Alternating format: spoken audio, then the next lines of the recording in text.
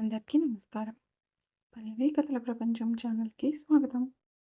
ఈరోజు స్టోరీ 'ముడిపడిన బంధం' ఎపిసోడ్ 92.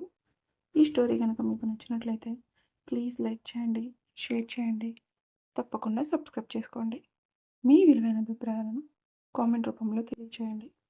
ఎవరైనా మన ఛానల్‌ని ఫస్ట్ టైం చూస్తుంటే కనుక ప్లీజ్ అండి దయచేసి సబ్స్క్రైబ్ చేసుకొని చూడండి.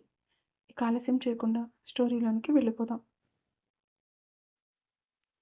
ఇప్పుడు నేను చేసిన ఇంజెక్షన్ వల్ల ఒక 3 అవర్స్ మెలకువ రాదు. ఆ తర్వాత అతను అంత కోపంగా రియాక్ట్ అవ్వకుండా చూసుకోండి.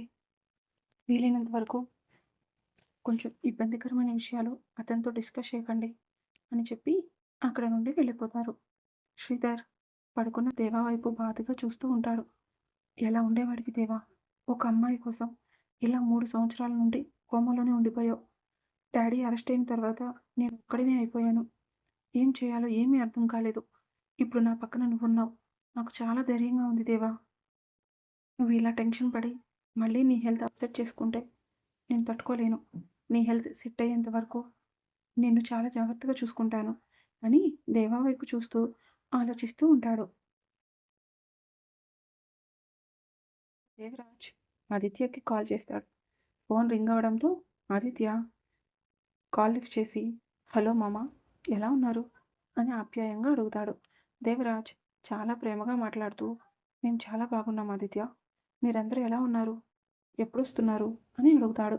ఆదిత్య మండే మార్నింగ్ వచ్చేస్తాం మామ, మేము ఇక్కడ చాలా ఎంజాయ్ చేస్తున్నాం అని ఆనందంగా చెప్తాడు.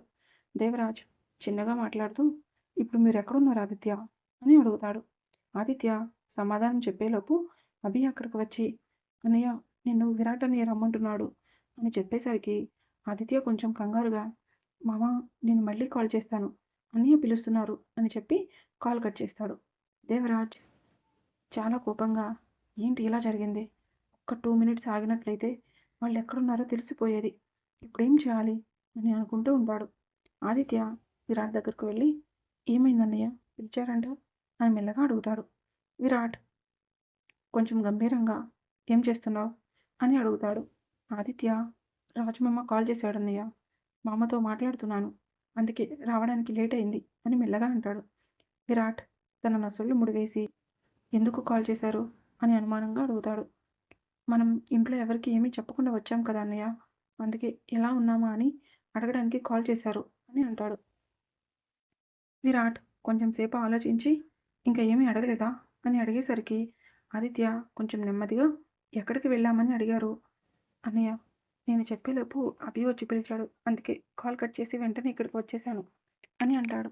విరాట్ కొంచెం సీరియస్గా మళ్ళీ కాల్ చేసి అడిగితే మనం ఎక్కడున్నామో చెప్పకు ఆదిత్య అని చెప్పేసరికి ఆదిత్య అనుమానంగా ఏమైంది అన్నయ్య అని అడుగుతాడు.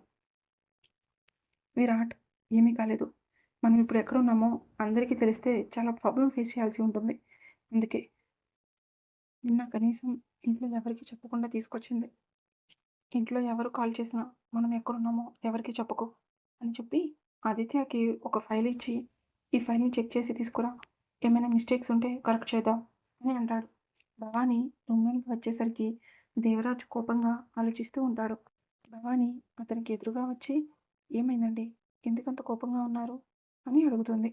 దేవరాజ్ గంభీరంగా మాట్లాడుతూ 24 అవర్స్ ఇంట్లోనే ఉంటావు కానీ ఇంట్లో మనుషులు ఎక్కడికి వెళ్తున్నారో ఏం చేస్తున్నారో కనీసం అది కూడా తెలుసుకోలేవు అని చిరాకుగా అడుగుతాడు. భవానీ కోపంగా చూస్తూ ఎలా కనిపిస్తున్నాను మీ కంటికి, నన్ను ఏమైనా వాచ్మెన్ అనుకుంటున్నారా, ఎవరు బయటకు వెళ్తున్నారు ఎవరు లోపలికి వస్తున్నారు అని 24 గంటలు చూస్తూ కూర్చోవడానికి, నాకేం తెలుసు వాళ్ళందరూ ఇలా మూట కట్టుకొని ఒక మాట కూడా చెప్పకుండా వెళ్తారని నేనేమైనా కలగన్నానా, అయినా రాజ్ ఇప్పటి వరకు మీరు మౌనంగా ఉండి చాలా తప్పు చేశారు. నేను ముందు నుంచి చెప్తూనే ఉన్నాను ఆ గీత ఎప్పటికైనా మనకి అడ్డు వస్తుంది అని, దాన్ని అడ్డు తొలగించండి అని. నా మాట విన్నారా మీరు? ఇప్పుడు చూడండి, దాని పుట్టినరోజు కోసం విరాట్ తన పనులన్నీ మానుకొని ఎక్కడికో తీసుకువెళ్ళాడు. మనం ఇంకా ఇలానే చూస్తూ ఉంటే ఆ గీత ఇదే ఇంట్లో పిల్లని ఎత్తుకొని తిరుగుతూ ఉంది. అప్పుడు మన కూతురు మనము కలిసి ఆ పిల్లలకి డైపర్స్ మారుస్తూ ఉండాలి అని కోపంగా అంటుంది. దేవరాజ్ చాలా సీరియస్గా అక్కడి దాకా వస్తే గీతతో పాటు ఆ విరాట్ను కూడా వదలను. ఎంత కాదనుకున్నా మేనల్లుడు, ఇన్ని వేల కోట్ల ఆస్తికి వారసుడు, నా కూతుర్ని పెళ్లి చేసుకుంటే ఈ ఆస్తంతా అనుభవించొచ్చు అని కలలు కంటున్నాను. మధ్యలో అదెవతో వచ్చి నా కూతురు అదృష్టాన్ని తీసుకువెళ్ళిపోతాను అంటే చూస్తూ ఊరుకుంటాను అనుకుంటున్నావా? ఒక్క వారం రోజులు ఓపిక పట్టు. ఆ తర్వాత ఆ గీత సచ్చి ఈ ఇంటి ముందు శవంలా కనిపిస్తుంది అని గంభీరంగా అంటాడు. ఆ మాట విన్న భవాని ఫేస్ ఆనందంతో వెలిగిపోతూ ఉంటుంది. ముందు ఆ పని చేయండి. మనకు పెట్టిన సగం పీడ విరగడైపోతుంది. ఇది పోయిన తర్వాత ఇంట్లో వాళ్ళందరినీ ఎలా దారిలో పెట్టాలో మాకు బాగా తెలుసు. ఈసారి ఎట్టి పరిస్థితుల్లో విరాట్ శాలినిని తప్ప ఇంకెవరిని పెళ్లి చేసుకోకూడదు అని ఖచ్చితంగా అంటుంది. గీత మధు వాళ్ళతో గేమ్స్ ఆడుతూ చాలా హ్యాపీగా ఉంటుంది. రంగి గీత దగ్గరకు వచ్చి, గీతమ్మ, మిమ్మల్ని విరాట్ సార్ రమ్మంటున్నారు అని పిలుస్తుంది. గీత రంగి వైపు చూసి, నువ్వు వెళ్ళు రంగి, నేను వస్తున్నా అని చెప్పి, ఇప్పుడు ఎందుకు రమ్మంటున్నారు అని కోపంగా అనుకుంటూ ఆలోచిస్తూ ఉంటుంది. సంధ్య గీతని కదుపుతూ, ఏంటే ఇంకా ఇక్కడే ఉండి ఆలోచిస్తున్నావు? సార్ రమ్మంటున్నారంట. కొత్త ప్లేస్ కదా, ఏమైనా కావాలేమో, వెళ్ళి అడిగేసిరా అని మెల్లగా అంటుంది. గీత కోపంగా చూస్తూ, వెళ్తాను, నువ్వు కంగారు పడకుండా కాసేపు కామ్గా ఉండు అని చెప్పి అక్కడ నుండి లేచి మెల్లగా నడుచుకుంటూ విరాట్ ఉన్న రూమ్కి వెళ్తుంది. విరాట్ తన వర్క్ చేసుకుంటూ చాలా బిజీగా ఉంటాడు. గీత లోపలికి వెళ్ళి విరాట్కి ఎదురుగా నుంచొని ఎందుకు పిలిచారు అని కోపంగా అడుగుతుంది. విరాట్ తన తలపైకెత్తి గీత వైపు ఒక్క చూపు చూసేసరికి గీత కొంచెం కంగారుగా, అదే సార్ రమ్మన్నారని అని పిలిచారంట, మీకేమైనా కావాలా అని మెల్లగా అడుగుతుంది. విరాట్ చాలా యాటిట్యూడ్గా, నాతో మాట్లాడేటప్పుడు ఒళ్ళు దగ్గర పెట్టుకొని మాట్లాడు, అలా కాదని నీ టోన్లో చేంజ్ వచ్చిందనుకో, నేను ఇచ్చే పనిష్మెంట్లో కూడా చేంజ్ కనిపిస్తుంది, తర్వాత ఎంత ఏడ్చినా లాభం ఉండదు అని ఎటకారంగా అంటాడు. గీత పటపటా తన పళ్ళు నూరుతూ, సారీ సార్, ఏదో కంగారులో అలా అడిగాను, మీకేం కావాలో సెలవిస్తే వెళ్ళి తీసుకువస్తాను అని ఎటకారంగా అంటుంది. విరాట్ తన ల్యాప్టాప్ తీసి పక్కన పెట్టి పైకి లేచి గీతకి ఎదురుగా నుంచొని తన ఒళ్ళు విరుచుకుంటూ గీత వైపు చూస్తూ, వెళ్ళి కాఫీ తీసుకురా అని అంటాడు. గీత విరాట్ వైపు కోపంగా చూస్తూ, మీరు నన్ను కాఫీ కోసం పిలిచారా అని అనుమానంగా అడుగుతుంది.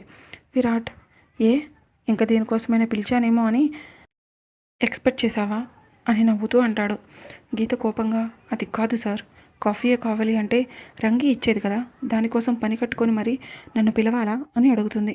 విరాట్ గీత రెండు బుగ్గలు ఒత్తి పట్టుకొని, నీకు మొగుడున్నాడు, వాడు ఒంటరిగా రూమ్లోనే ఉన్నాడు, కాసేపు కూర్చొని కంపెనీ ఇద్దాం అని లేదు, ఇప్పుడు ఆ మంకీ గ్యాంగ్తో కలిసి ముచ్చట్లు పెట్టమంటే పెడతావు, అది నాకు నచ్చలేదు, అందుకే నిన్ను పిలిచాను, అయినా నీ చేతి కాఫీ తాగిన తర్వాత నాకు ఇంకెవరు చేసినా నచ్చడం లేదు, వెళ్ళి నువ్వే స్ట్రాంగ్గా కాఫీ కలిపి తీసుకురా అని చెప్పి వెళ్ళి బెడ్ మీద కూర్చుంటాడు. గీత మనసులో బండబూతులు తిట్టుకుంటూ, అలాగే సార్, ఒక్క 5 minutes వెయిట్ చేయండి, ఇప్పుడే తీసుకువస్తాను అని చెప్పి అక్కడ నుండి కిచెన్లోనికి వెళ్తుంది. గీత కిచెన్లోనికి వెళ్ళి కాఫీ కలుపుకొని తీసుకొచ్చి విరాట్కి ఇస్తుంది. విరాట్ ఆ కాఫీ తాగుతూ గీత వైపు చూసి, టైం గుర్తుంది కదా, రెడీగా ఉండు అని చెప్పి ఖాళీ అయిన ఆ కప్ని గీత చేతిలో పెట్టి అక్కడి నుండి బయటకు వెళ్తాడు. గీత కోపంగా ఆ కప్పుని నేలకేసి కొట్టి ఆ అని గట్టిగా అరుస్తుంది.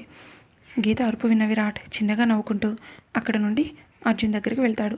రాజేశ్వరి దేవి గారు అక్కడికి వచ్చి, ఏమైంది గీతమ్మ, ఎందుకు అలా అరుస్తున్నావు అని అడిగేసరికి గీత తన కోపాన్ని కొంచెం తగ్గించుకొని, ఏం లేదు, కాఫీ కప్ కింద పడిపోయింది, అందుకే అలా అరిచాను అని మెల్లగా అంటుంది. ఆవిడ కొంచెం కంగారుగా, ఏం కాదులే గీతమ్మ, నువ్వు చూసుకొని బయటికి రా, నేను రంగి చేత ఆ రూమ్ అంతా క్లీన్ చేయిస్తాను అని చెప్పి రంగిని పిలవడానికి అక్కడి నుండి వెళ్తారు. విరాట్ అర్జున్ వాళ్ళ రూమ్కి వెళ్ళి అర్జున్ని తీసుకొని టెర్రస్ పైకి వెళ్తాడు. అర్జున్ అనుమానంగా, ఏమైందిరా, ఎందుకంత సీరియస్గా ఉన్నావు అని అడుగుతాడు. విరాట్ కొంచెం గంభీరంగా, రాజమామ ఆదిత్యకి కాల్ చేశాడు అని చెప్తాడు. అర్జున్, ఎందుకు కాల్ చేశారు అని అడిగేసరికి విరాట్ కొంచెం సీరియస్గా, మనం ఎక్కడున్నామో తెలుసుకోవడానికి, మనం ఎక్కడున్నామో తెలిస్తే గీత మీద ఈజీగా అటాక్ చేయొచ్చు అని అంటాడు. అర్జున్ కొంచెం కంగారుగా, వాట్, గీత మీద అటాక్ చేయడం ఏంటి అని అనుమానంగా అడుగుతాడు. విరాట్ ఆకాశం వైపు చూస్తూ, ఎక్కడో లింక్ మిస్ అవుతుంది అర్జున్, రాజమామ ఏదో చేస్తున్నాడు, అది ఏంటి అనేది అర్థం కావడం లేదు. 2 days బిఫోర్ రాజమామ జైలుకి వెళ్ళాడు, అక్కడ ఎవరిని కలిశాడో ఏం మాట్లాడాడో తెలియడం లేదు. నా అనుమానం కరెక్ట్ అయితే రాజమామ ఏదో ప్లాన్ చేస్తున్నాడు, అది ఏంటో తెలుసుకోవాలి, లేదంటే చాలా పెద్ద నష్టం జరిగేటట్టు ఉంది అని గంభీరంగా అంటాడు. అర్జున్ అనుమానంగా, రాజంకుల్ ఏదో చేస్తున్నాడని అనుమానం నీకెందుకు వచ్చింది అని అడుగుతాడు. విరాట్ అర్జున్ వైపు తిరిగి అతని వెహికల్కి ట్రాకర్ పెట్టాను, అతను ఎక్కడికి వెళ్తున్నాడో తెలుసుకోవడం కోసం. 2 days బిఫోర్ రాజమామ జైలుకి వెళ్ళినట్టు తెలుస్తుంది. అక్కడ అతనికి ఏం పని, ఎవరిని కలవడానికి వెళ్ళాడు ఏమీ అర్థం కావడం లేదు. ఎంత త్వరగా వీలైతే అంత త్వరగా మనం ఇక్కడ నుంచి స్టార్ట్ అవ్వాలి. నాకు తెలిసి ప్రస్తుతానికి రాజమామ టార్గెట్ అంజలి.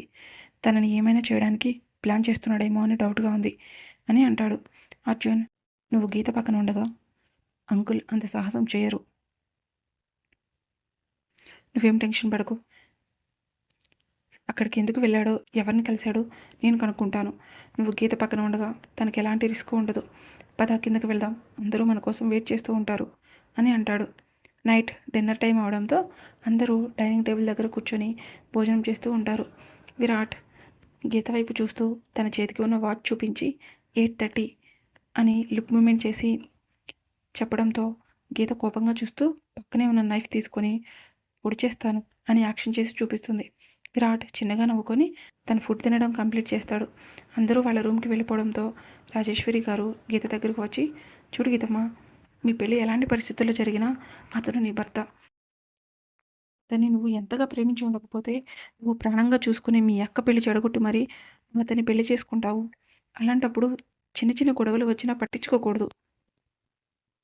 మీరిద్దరు ఎప్పుడు సంతోషంగా ఉండాలి అని చెప్పి పక్కనే ఉన్న పాల గ్లాస్ తీసి గీత చేతిలో పెట్టి, మీ ఆయన కొత్త ప్లేస్ అవ్వడం వల్ల అనుకుంటా సరిగ్గా భోజనం చేసినట్లేరు, ఈ పాలు తీసుకువెళ్ళివు అని అనడంతో గీత పాల గ్లాస్ వైపు భయంగా చూస్తూ, అమ్మమ్మ, విరాట్కి పాలు తాగే అలవాట్లేదు, ఈ పాలు నువ్వు తాగేసి అని మెల్లగా అంటుంది. బామ్మగారు కోపంగా చూస్తూ, మీ ఊరిలో పాలు లేకుండా కాఫీ కలుపుతారా?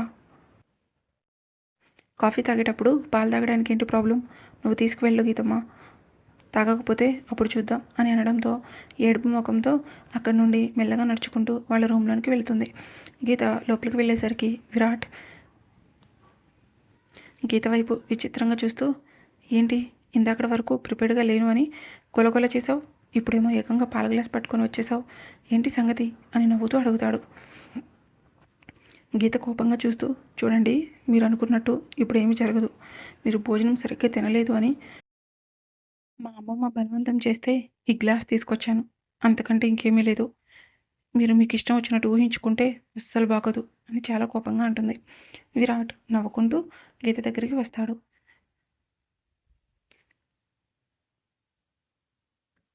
నేను ఎందుకు ఊహించుకుంటాను, ప్రాక్టికల్గా చేసి చూపిస్తాను అయితే అని అనడంతో గీత తనతో పాటు తెచ్చుకున్న నైఫ్ని విరాట్ గొంతు మీద పెట్టి, నా జోలికి వస్తే చంపేస్తాను, నోరు మూసుకొని మీ దారిని మీరు వెళ్ళి పడుకోండి, అలా కాదని అడ్వాంటేజ్ తీసుకోవాలని చూస్తూ ఊరుకోను, నా గురించి మీకు పూర్తిగా తెలియదు, పైకి కనిపించేంత సాఫ్ట్ అయితే కాదు అని గంభీరంగా అంటుంది. విరాట్ చిన్నగా నవ్వుతూ, నీ గురించి నాకు పూర్తిగా తెలుసు బేబీ, నువ్వు మరీ అంత ఆయాసపడిపోకు, ఎనర్జీ వేస్ట్ అయిపోతుంది అని మాట్లాడుతూ గీత చెయ్యి పట్టుకొని గిర్రున వెనక్కి తిప్పి ఆ నైఫ్ తీసుకువెళ్ళి గీత పీక మీద పెట్టెళ్ళే ఉన్నావు, నన్ను చంపేద్దామని అనుకుంటున్నావా? ఈ మాటగా మాట, నీలో ఉన్న ఈ యాంగిల్ నాకు చాలా ఇష్టం. నేను ఫస్ట్ టైం నిన్ను చూసినప్పుడు నీ ఫేస్ కూడా చూడకుండా నీలో ఉన్న ఈ ధైర్యాన్ని చూసి నీకు పడిపోయాను అని చాలా ఇంటెన్స్డ్గా అంటాడు. విరాట్ చెప్పిన మాటలు విన్న గీత అయోమయంగా అలానే చూస్తూ ఉంటుంది. గీత అనుమానంగా, మీరు నాకు పడిపోవడం ఏంటి, మీరు ఫస్ట్ మా అక్కని ప్రేమించారు కదా అని అనుమానంగా అడుగుతుంది. విరాట్ చిన్నగా నవ్వుకొని, నేను మీ అక్కను ప్రేమించలేదు, నిన్ను ప్రేమించి నీ ఫేస్ ఎలా ఉంటుందో తెలియక మీ అక్క ఏమో అనుకొని పొరపాటు పడ్డాను అని అంటాడు. గీత ఆశ్చర్యంగా చూస్తూ, నా ఫేస్ చూడకుండా నన్ను ప్రేమించడం ఏంటి అని అడుగుతుంది. విరాట్ ఆ కత్తిని పక్కన పడేసి గీత కళ్ళలోకి చూస్తూ, నేను చెప్పేది నిజం, నీ ఫేస్ ఎలా ఉంటుందో కూడా తెలియకుండానే నేను నిన్ను ప్రేమించడం మొదలుపెట్టాను, అది ఎప్పుడు ఎలా అని మాత్రం ఇప్పుడు నీకు చెప్పను, నువ్వు కూడా నన్ను అంతే ప్రేమించిన రోజు, నీ ప్రేమ నాకు కనిపించిన రోజు ఖచ్చితంగా నీకు చెప్తాను, బాగా లేట్ అయింది, వెళ్ళి పడుకో అని చెప్పేసరికి గీత ఆశ్చర్యంగా చూస్తూ ఉండడంతో విరాట్ చిన్నగా నవ్వుకొని గీత నుదుటి మీద చిన్న ముద్దు ఇచ్చి, నీ ఇష్టం లేకుండా నీ జీవితంలో ఏది జరగదు, నువ్వు పూర్తిగా నన్ను భర్తగా యాక్సెప్ట్ చేసిన రోజు మన లైఫ్ స్టార్ట్ అవుతుంది, నీకు ఇష్టం లేకుండా బలవంతంగా ఏది జరగదు, నీతో కొంచెం ఆడుకుందామని ఆఫ్టర్నూన్ అలా మాట్లాడాను, వెళ్ళి ప్రశాంతంగా పడుకో అని అంటాడు. ఈ రోజుకి స్టోరీ ఇంతటితో ముగిసింది. మరలా నెక్స్ట్ ఎపిసోడ్తో కలుసుకుందాం. మీకు కనుక ఈ స్టోరీ నచ్చినట్లయితే ప్లీజ్ లైక్ చేయండి, షేర్ చేయండి, తప్పకుండా సబ్స్క్రైబ్ చేసుకోండి. మీ విలువైన అభిప్రాయాలను కామెంట్ రూపంలో తెలియచేయండి. Thank you for watching.